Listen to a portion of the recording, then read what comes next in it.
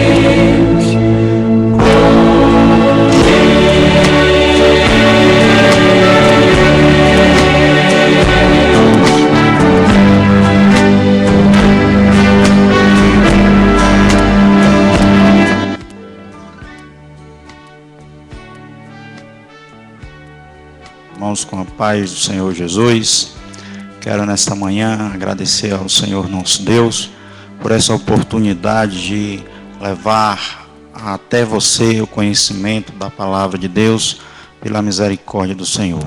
Nós vamos fazer uma breve oração para nós darmos início a esse programa maravilhoso, A Voz da Palavra, que ele possa cumprir o seu papel, que é esclarecer, que é exortar e edificar a igreja do Senhor. Vamos orar juntos, pedindo ao Senhor que tenha misericórdia em nossas vidas nessa manhã.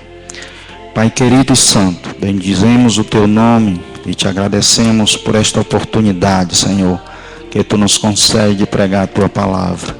Te pedimos, Pai, antes de tudo, perdão pelos nossos pecados, pelas nossas falhas. Sabemos, Pai, sabendo que somos totalmente dependentes do Senhor. Assim, meu Deus, em nome de Jesus, dependemos de Ti nessa manhã, para levar a Tua palavra, Senhor, com exatidão, com clareza, Pai, aos corações. E sobretudo, Pai, que Teu Espírito Santo possa, ó Deus amado, convencer o homem, Pai, possa abrir os olhos do homem, esclarecer o homem pelo poder da Tua palavra. Deus Santo querido, que o Senhor possa adentrar, Senhor, nos lares nessa tarde, Pai, nessa manhã melhor, Senhor, e que o Senhor possa fazer aquilo que é do teu agrado, Senhor.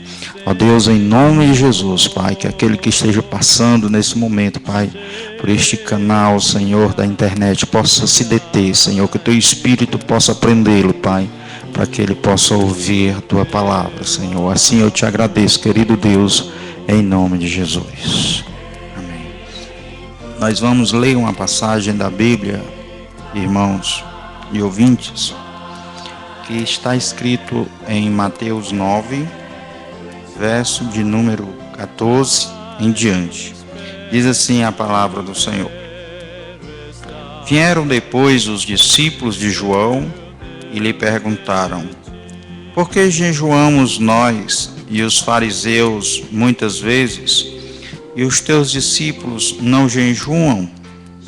Respondeu-lhes Jesus: Podem acaso estar tristes os convidados para o casamento, enquanto o noivo está com eles? Dias virão, contudo, em que lhes será tirado o noivo, e nesses dias hão de jejuar. Ninguém põe remendo de pano novo em vestes velhas, porque o remendo tira parte da veste e fica maior a ruptura. Nem se põe vinho novo em odres velhos, do contrário, rompe-se os odres, derrama-se o vinho e os odres se perdem, mas põe-se vinho novo em odres novos, e ambos se conservam. Louvado seja Deus. Meus queridos irmãos e ouvintes, essa passagem da Bíblia Sagrada, essa porção da passagem da Bíblia Sagrada, ela traz uma mensagem muito interessante para os nossos corações. Em primeiro lugar, nós vemos aqui que os discípulos de João, eles estavam preocupados com os discípulos de Jesus e até mesmo com o próprio Jesus. Porque eles diziam a Jesus que eles jejuavam, os fariseus também jejuavam, mas os discípulos de Jesus não jejuavam. E a gente às vezes pode passar despercebido por essa passagem, mas na verdade a pergunta desses discípulos, essa pergunta mostra um teor de inveja desses discípulos, ou mesmo um teor de desaprovação do ministério do Senhor, porque eles estavam achando que o ministério de Jesus, o ministério do Messias, deveria ser com piedade, com oração, com jejum, e eles fizeram um julgamento equivocado dos discípulos de Jesus e do próprio Cristo, porque na verdade Jesus jejuava, só que eles não percebiam, e o próprio Jesus diz que quando eles jejuassem, eles não deixassem a mostra a ninguém, mas ao contrário, em vez deles se mostrarem pálidos, apáticos, desanimados, para que as pessoas perguntassem o que é que eles tinham, para que eles tivessem a oportunidade de jejuar, ao contrário, Jesus disse para eles que eles deveriam lavar o rosto, eles deveriam ter uma aparência boa, um aspecto bom, feliz, para que ninguém viesse perguntar o que é que eles tinham, para que eles não pudessem dizer que estavam em jejum. Ou seja, Jesus queria que o jejum deles fosse direcionados a Deus e não para mostrar piedade para nenhum irmão, para nenhum dos que estavam com eles, nem mesmo familiares. Então o julgamento que eles fizeram foi equivocado, porque eles na verdade não podiam saber se os discípulos de Jesus jejuavam ou não. E a gente vê, irmãos, com isso que muitos se preocupam com o outro e às vezes se esquecem de si mesmos. Jesus mostra que para que nós venhamos tirar um cisco do olho do irmão, é necessário primeiro tirar a trave do nosso olho. E tem uma passagem muito interessante aqui no livro de Colossenses, onde o apóstolo Paulo, no livro de Gálatas, onde o apóstolo Paulo traz um ensinamento muito bom para as nossas vidas. Diz assim, Gálatas, capítulo de número 6, verso de número 6, versículo de número 4. Vamos ler do versículo 1. Irmãos, se alguém for surpreendido em alguma falta, vós que sois espirituais, corrigi com espírito de brandura, e guarda-te para que não sejas também tentado. Note que o apóstolo Paulo mostra que se alguém for surpreendido em alguma falta, isso mostra que nós não devemos estar especulando a vida dos irmãos, né, saber o que é que o irmão está fazendo, o que é que ele não está fazendo. Mas ele diz, se alguém for surpreendido em alguma falta, ele diz, vós que sois espirituais, corrigi o tal com espírito de brandura, e guarda-te para que não sejas também tentado. Note que o apóstolo Paulo, ele mostra que a correção deve ser com espírito de brandura, deve ser com a finalidade de erguer o irmão, de ganhar o irmão, de tirar o irmão daquela situação de pecado.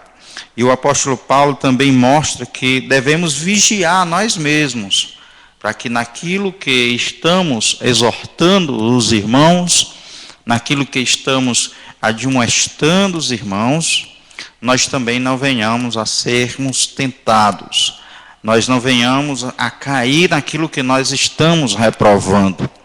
Isso mostra, meus amados irmãos, a necessidade de amor na igreja, porque o amor é o vínculo da perfeição, é a lei de Cristo, para que eu não queira, na hora em que estou exortando, me elevar à frente do meu irmão, que eu não venha a me gloriar, porque o meu irmão está caído e eu não, porque o irmão pecou e eu não, porque o meu irmão está naquela situação e eu estou bem espiritualmente. Então o apóstolo Paulo diz que aquele que está em pé ore para que não caia, porque todos nós estamos suscetíveis à queda, todos nós estamos suscetíveis ao pecado. E aí ele diz, aquele que é espiritual, se um irmão não é espiritual, e ele vai exortar o outro irmão que está em transgressão, em falha, em falta, por certo ele irá se gloriar na queda do irmão, por certo ele muitas vezes cai no próprio erro daquele irmão, e em vez dele socorrer o irmão, ele vai com o irmão cair também em pecado. Por isso que há uma necessidade de espiritualidade naqueles que exortam, para que a comunhão entre os irmãos na igreja, ela seja sadia. Nós sabemos, irmãos, que muitas igrejas, elas se fracionam, elas se dividem por conta de comunhão, por conta de comunhão que não é bem equilibrada no Espírito de Deus, de comunhão que as pessoas negligenciam o perdão, negligenciam o amor, negligenciam a espiritualidade, e nós sabemos como é difícil a união entre irmãos, entre pessoas. Às vezes dentro da nossa própria família a gente vê dificuldades nessa relação entre pessoas, e é sobretudo necessário na igreja do Senhor o perdão, a compreensão, a espiritualidade, para que em vez de nós elevarmos o irmão, edificarmos o irmão, a gente fira, a gente atinge, a gente deixe lá cicatrizes no coração e na alma do irmão. Ao contrário, devemos sim sermos espirituais para exortar. Paulo não está dizendo que nós não devemos exortar, sim, devemos exortar, mas é necessário que os mais espirituais na igreja, aqueles que são mais equilibrados, aqueles que são mansos na igreja, que vão saber falar, que vão saber conversar com aquele irmão que está passando por dificuldade, possa mostrar a eles a verdade bíblica, a verdade do erro, a verdade da queda, as consequências do pecado, e mostrar para eles também que Deus, na pessoa de Jesus, está interessado em perdoá-los, em erguê-los, em restaurá-los para a glória de Deus. E na continuação do versículo, o apóstolo Paulo diz assim: levai as cargas uns dos outros, e assim cumprireis a lei de Cristo. Ou seja, Paulo nos exorta, irmãos, para que venhamos a levar as cargas uns dos outros, para que o amor seja cumprido em nossas vidas. Mas Paulo não está querendo dizer que eu tenha que levar as obras do irmão, eu tenho que fazer por ele. Não, Paulo está mostrando que através do amor eu vou fazer com que aquela carga do irmão ela se torne suave para ele levar. Eu vou ajudá-lo de certa forma para que aquilo não se torne um fardo pesado e ele venha a cair por conta do fardo pesado. Mas eu vou orar por ele, eu vou aconselhá-lo, eu vou mostrar o caminho para ele, eu vou trazer esperança para ele, que aquelas dificuldades, aqueles problemas, eles vão passar, que eles são finitos, que Deus é com ele, que Deus vai abençoar. E essa simples palavra, essa simples exortação ajuda o irmão a levar o seu fardo, a sua carga, ajuda o irmão a se apresentar diante de Deus e se arrepender e muitas vezes confiar no Senhor nosso Deus.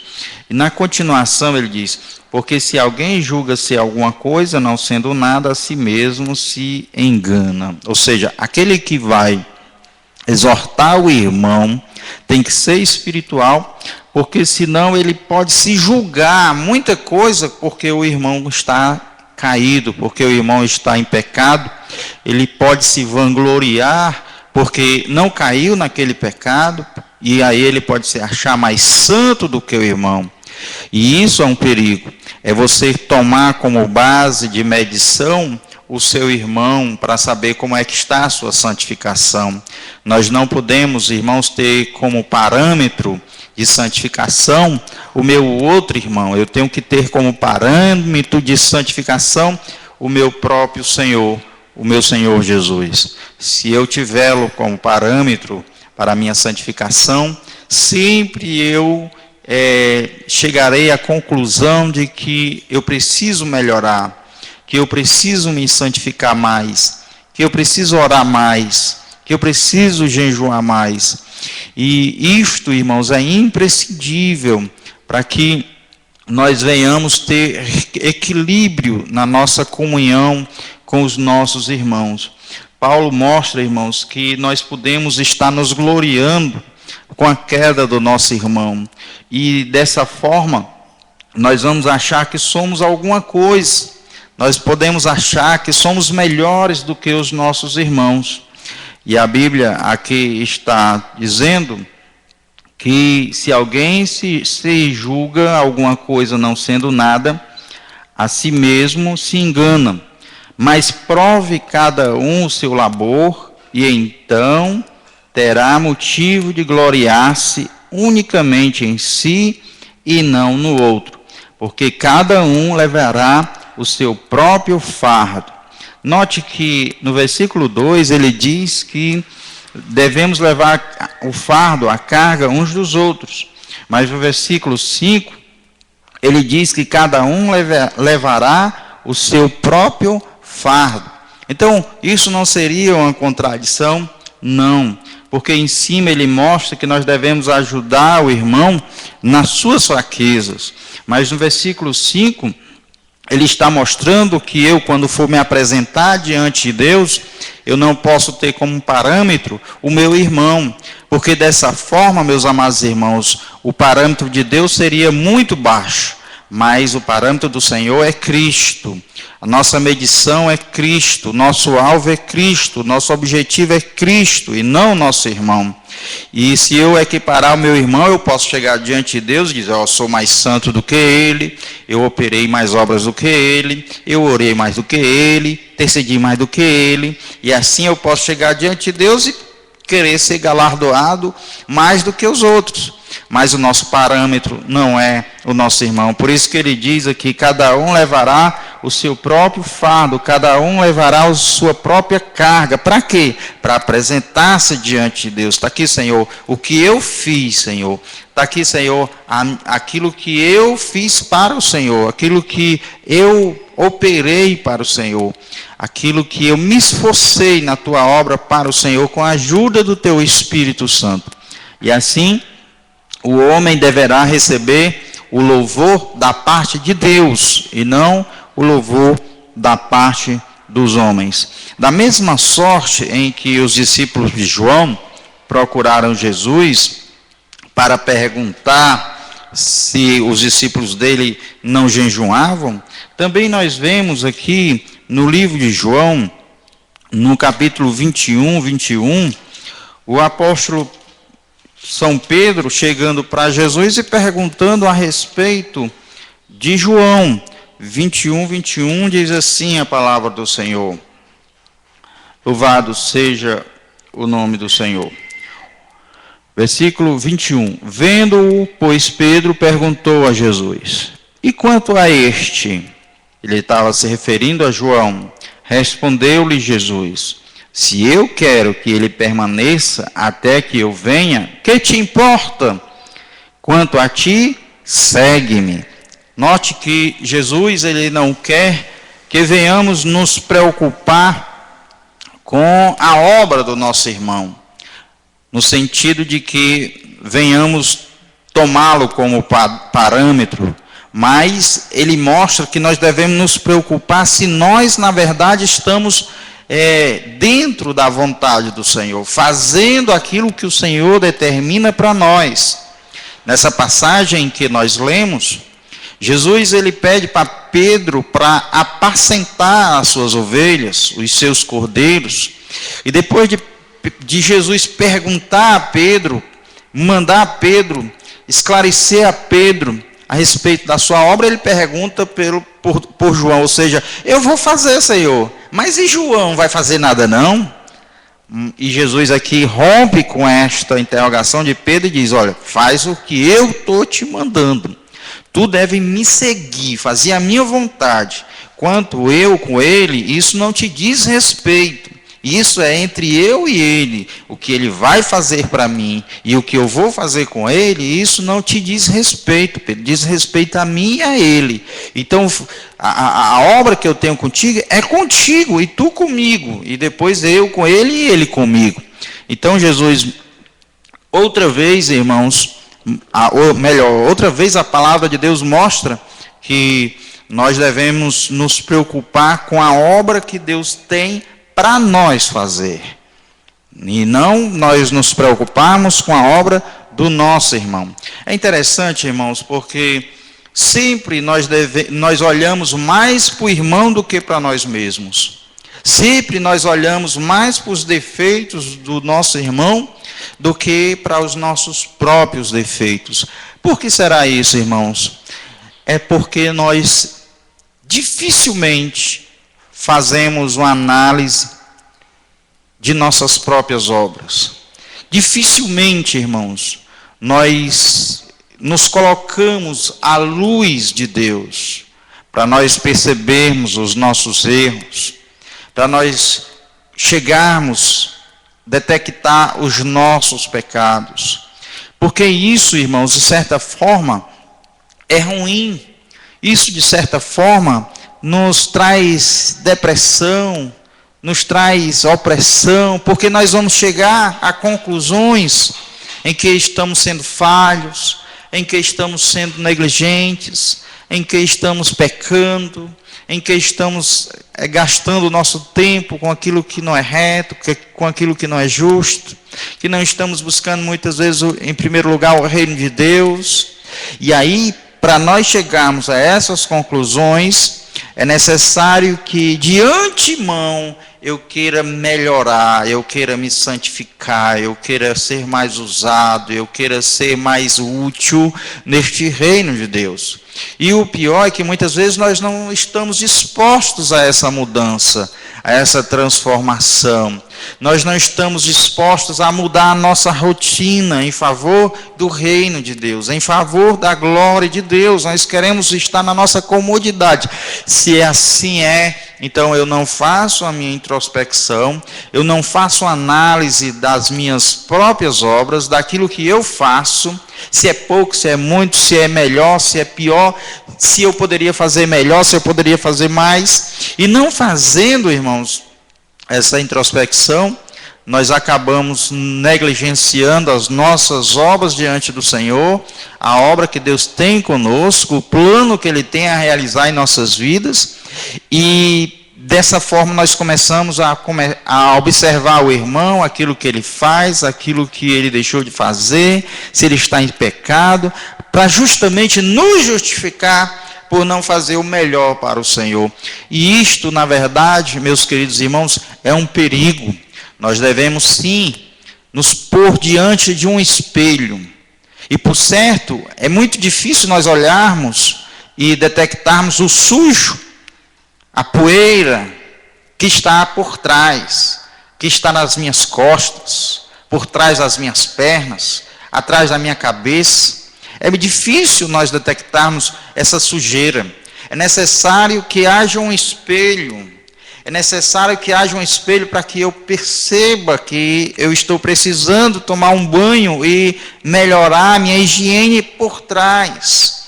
E a Bíblia Sagrada, irmãos, é que é esse espelho para as nossas vidas. A Bíblia Sagrada é quem vai fazer com que eu possa detectar onde está a sujeira, o erro, o problema, a negligência. E ela, a Bíblia Sagrada, ela me traz a oportunidade de, vendo a sujeira, de vendo o problema, eu corrija, eu me arrependa, eu me volte para Deus e Ele vai me limpar por completo através da sua palavra. Isso é importantíssimo, irmãos. Por isso que é necessário nós analisarmos aquilo que fazemos para o Senhor.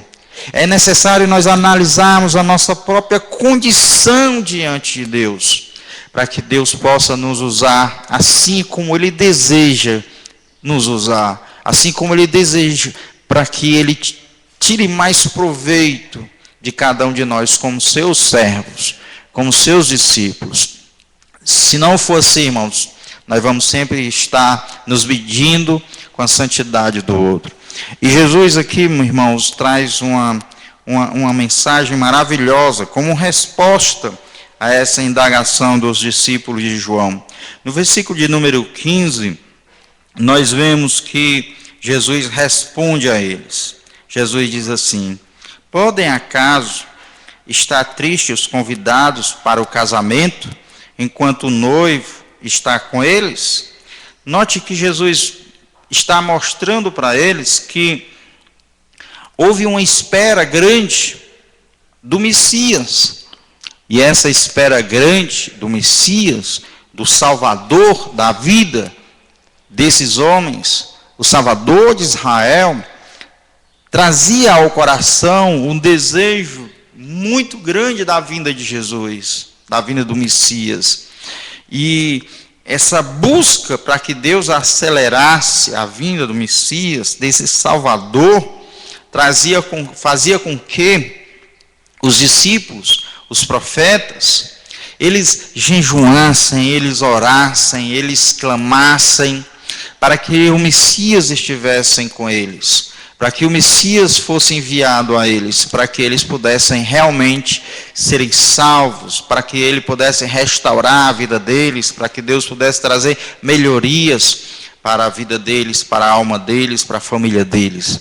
E assim Jesus mostra que era normal isso, deveria ser assim, quando o noivo ainda não estava. Mas ele disse: mas agora o noivo já está. Então não é normal você ir a um casamento com semblante de quem vai a um velório. Não é normal você ir a um velório com semblante de quem vai a uma festa, a um casamento. Então Jesus mostra: olha, se o noivo está entre vocês, por que vocês haveriam de estarem tristes? Por que vocês haveriam de estar clamando, chorando? Vocês deveriam estar celebrando, se alegrando. exultando com a presença do noivo. E isso Jesus disse, e de fato é assim. Veja só a continuação do versículo. Respondeu Jesus: podem acaso estar tristes os convidados para o casamento enquanto o noivo está com eles? Dias virão, contudo, em que lhes será tirado o noivo, e nesses dias hão de jejuar.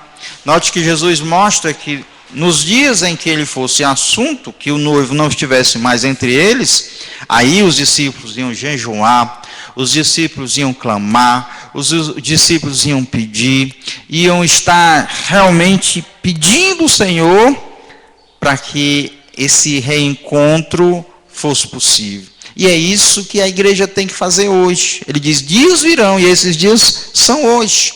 Já está com 2000 anos que a igreja sofre, que a igreja padece, a igreja é agredida, a igreja é perseguida, é humilhada, é ultrajada, é maltratada. E está com 2000 anos que a igreja deve orar, deve jejuar, deve clamar, deve chorar na presença do Senhor, para que a vinda dele possa ser acelerada, para que ele venha restabelecer todas as coisas, para que ele venha arrebatar o seu povo, tomar o seu povo que sofre, o seu povo que está angustiado, que está tão angustiado pelo mal que se acelera neste mundo, pelo mal que se propaga neste mundo, pelas artimanhas que o diabo usa, pela secularização deste mundo. Então a igreja deveria estar realmente em panos de saco, né, jogando poeira sobre si, se humilhando na presença de Deus, chorando, dizendo que necessita do Salvador, necessita do Messias, do noivo, necessita dele para que haja dias melhores. E naquele dia em que Jesus vier tomar a sua igreja, naquele dia que Jesus vier arrebatar o seu povo, naquele dia, irmãos, não será motivo, não será dias de choro, não será dias de jejuns, não será dias de pranto, de tristeza, não. Serão dias de alegria, serão dias de intensa exultação na presença do Todo-Poderoso. Serão dias em que nós vamos estar com o nosso Salvador, o nosso Messias, aquele que deu a vida por nós, aquele que intercede ainda hoje por nós, aquele que não desiste de nós, aquele que nos tomou na nossa mão quando nós estávamos caídos, aquele que nos toma em seus braços e nos leva a pastos verdejantes. Naquele dia serão dias de festas, dias de alegria, dias de exultação, onde o nosso corpo vai ser transformado num corpo glorioso, glorificado, à semelhança do seu, para que a gente possa passar toda a eternidade nessa exultação, nessa alegria, nessa disposição de louvar, de adorar, de bendizer o Senhor de nossas vidas. Meus irmãos, nesses dias não serão os dias de velório, serão os dias de um casamento, de bodas, de uma ceia maravilhosa na presença do Senhor. Serão dias em que nós vamos nos confraternizar, e essa confraternização, irmãos, não terá espaço para angústia, para picuinha, não terá espaço para o irmão dizer eu não gosto daquele, eu não gosto daquele outro. Não, irmãos, serão dias em que o amor de Deus será intenso, a graça de Deus nos cobrirá por completo, nós submergiremos neste reino inabalável do Senhor, e para sempre estaremos com o Senhor. Meus irmãos, lá não vai passar caixão, lá não vai passar defunto, lá não terá enfermidade. Todas as lágrimas do povo de Deus, elas serão enxutas. Então naquele dia, irmãos, serão dias de alegrias na presença do Todo-Poderoso. É isso que Jesus está tentando dizer para os discípulos de João. Agora ele diz, não é hora de choro, não é hora de clamor, não é hora de lágrimas, não é hora de angústias, porque eu estou com vocês. Mas um dia eu serei tirado, então vocês jejuarão. Louvado seja Deus. Jejuaremos para quê? Para que o retorno do Senhor possa se dar logo, para que venhamos sair deste mundo de angústia, de pesar, de tristezas e ir para a glória. Enquanto nós estamos aqui, nosso desejo deve ser a presença dEle. E esse desejo de estar com Ele, saber que esse encontro será maravilhoso, é que deve intensificar nossa parte de evangelização, o nosso amor pelos que não são da igreja do Senhor, para que façam parte dessa esperança, para que possam fazer parte daquilo que Deus irá fazer com cada um de nós. Meus amados irmãos, por isso devemos pregar o Evangelho, sem nos cansar, para que venhamos, não apenas nós, gozar desses privilégios, mas também todos aqueles que estão por aí sofrendo e angustiados, decepcionados, tristes. Quantos irmãos estão aí decepcionados com a religião, decepcionados com os líderes religiosos? Mas nós devemos dizer para eles que Jesus Cristo pode transformar essa condição, que Jesus pode mudar tudo isso e pode trazer esperança a cada coração daqueles que ouvirem a palavra de Deus e derem crédito. E Jesus traz aqui, irmãos, uma parábola que eu acho muito interessante. Ele diz assim: louvado seja Deus, ninguém põe remendo de pano novo em vestes velhas, porque o remendo tira parte da veste e fica maior a rotura. Ninguém se põe vinho novo em odres velhos, do contrário rompe-se os odres e derrama-se o vinho e os odres se perdem. Mas põe-se vinho novo em odres novos e ambos se conservam. Jesus, nessa passagem ou nessa parábola, ele está mostrando, irmãos, que o tempo em que eles estavam não eram tempos de tristeza, de angústias, porque Jesus estava com eles. Jesus mostra que seria incoerente eles viverem como no Antigo Testamento, se o Novo Testamento estava sendo inaugurado. Jesus mostra que eles deveriam viver no Novo Testamento como o Novo Testamento quer que vivamos. Ou seja, eles estavam jejuando, orando, para que o Messias viesse, sendo que o Messias já estava com eles. Então, não era bom isso, não era plausível isso, ou seja, eles estarem querendo viver como no Antigo Testamento, se o Novo estava sendo inaugurado. Então, eles não podiam viver jejuando no Antigo Testamento para que houvesse mudança, transformação, redenção, se isso estava sendo inaugurado no Novo Testamento. Então, eles deveriam estar se alegrando com o Senhor. Eles deveriam estar se regozijando com o noivo. E não orando, jejuando para que o noivo viesse, se o noivo já estava com eles. E Jesus mostra, irmãos, que também com esta parábola, que também nós não podemos viver o novo como se fosse o velho.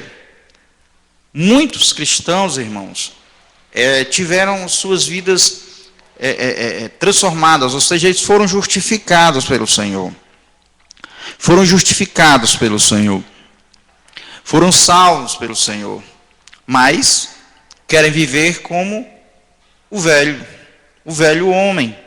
Se não é plausível os do Antigo Testamento viver no Novo como se estivesse no Antigo, assim o homem que experimentou o novo nascimento, ele não pode ver como se fosse ainda uma velha criatura, como se estivesse ainda vivendo como se não conhecesse o Senhor. Se conhecemos o Senhor, deve haver uma mudança nas nossas vidas. A palavra de Deus, meus amados irmãos, ela diz assim no livro de Colossenses: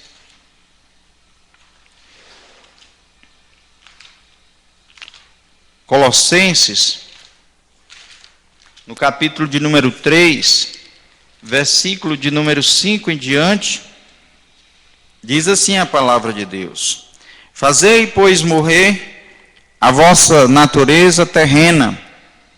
Aí ele vai dizer o que é: prostituição, impureza, paixão lasciva, desejo maligno e avareza, que é a idolatria. E ele diz: por estas coisas é que vem a ira de Deus sobre os filhos da desobediência.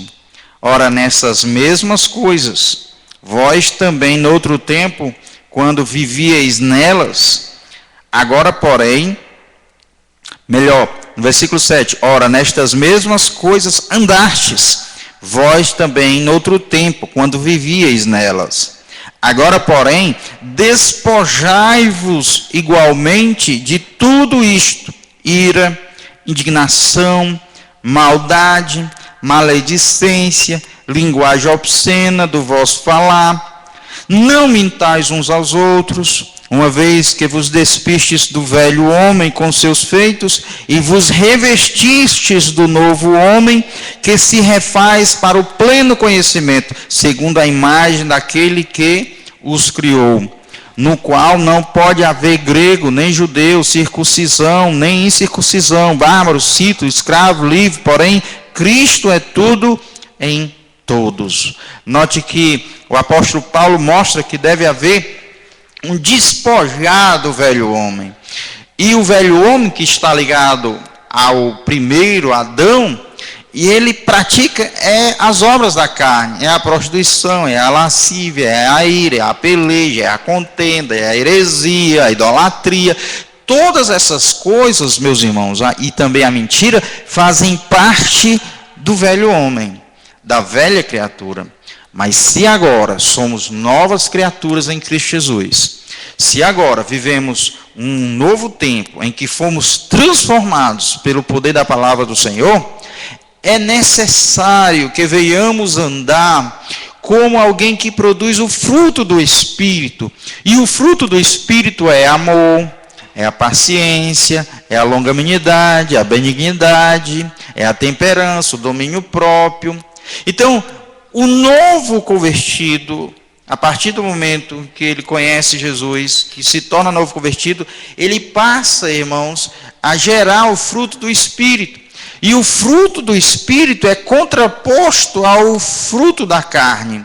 É contraposto, irmãos, àquilo que ele produzia pelas obras da carne. Agora ele produz o fruto que vem do Espírito Santo na vida dele. Por isso nós não podemos viver como se fôssemos novas criaturas, praticando as coisas da velha criatura. Nós devemos estar ligados ao último Adão, que é Cristo, que renova em nós, irmãos, a esperança eterna, que traz a nós a remissão dos nossos pecados, a remoção das nossas culpas, para que vivamos, irmãos, de forma diferente, esperando a vinda do Senhor e em santificação nessa esperança. De outra forma, meus amados irmãos, não é possível o crente dizer que conheceu Jesus e vive na prática da velha criatura. Fumava, deixou de fumar. Bebia, deixou de beber. Se prostituía, vai deixar a prostituição. Irmãos, porque ele se voltou para Deus. E esse renovadamente, esse arrependimento dele faz com que ele se volte para Deus e para a sua vontade. E a vontade de Deus é contra, irmãos, aquilo que praticávamos nas obras da carne. É contrário a tudo isso. A vontade de Deus, ela é justa, ela é boa, ela é santa, ela é perfeita, para que venhamos nela nos alegrar e vivermos. De forma, irmãos, que se o vinho é novo, é preciso estar no odre novo. Se o odre é novo, é preciso que o vinho seja novo. Ou seja, o vinho é como se fosse a remissão, a cura, é como se fosse o derramar do Espírito de Deus em nós. E nós precisamos andar em conformidade com tudo isso. Um dia Deus vai restaurar esse odre. Um dia Deus vai restaurar essa casca, para que esteja o vinho novo em odres novos. Assim Jesus mostra, irmãos, que não é sábio o homem viver o Novo Testamento como se ainda vivesse no Antigo Testamento.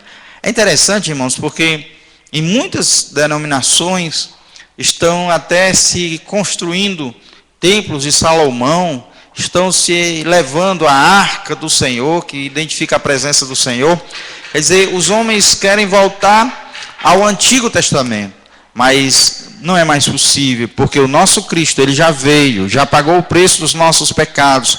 Não é mais necessário o cordeiro de imolação, não é mais necessário a comemoração da Páscoa, não é mais necessário nada daquilo que apontava para Cristo, porque o Cristo que nós cremos, ele já veio, já pagou os nossos pecados, já foi assunto ao céu, prometeu que viria, e nós estamos ali esperar.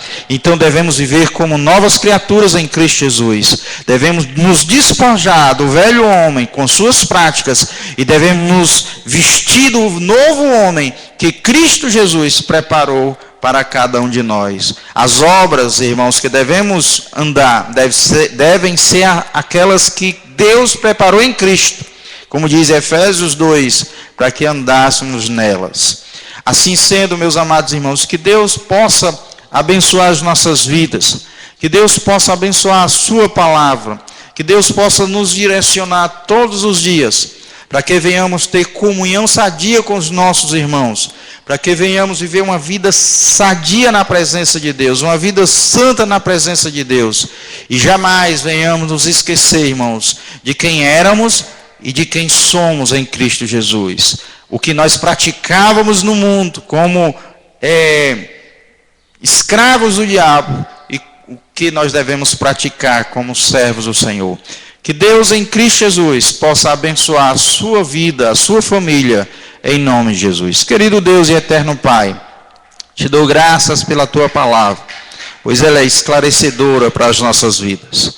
Te peço que o Senhor nos abençoe todo aquele que ouvir essa mensagem, que precisa dessa mensagem. Senhor, que tu possa transformar, abençoar, que o Senhor possa mudar, Senhor, sua concepção, mudar, Senhor, ó Deus, sua vida, Senhor, e possa ele se arrepender dos pecados, viver em comunhão com a igreja, com o Cristo eterno, teu Filho, e, meu Senhor, esperar a vinda do seu Filho Jesus, Pai. Assim, meu Deus, em nome de Jesus, abençoa a tua igreja, que está espalhada em todo o mundo, Senhor, que tua igreja possa gozar nesses últimos dias, Pai, ó Deus, de vitória, Pai, de bênçãos espirituais, que ela possa hoje, Pai, andar em piedade contigo, em oração, clamando, Pai, para que os dias melhorem com a vinda do Senhor.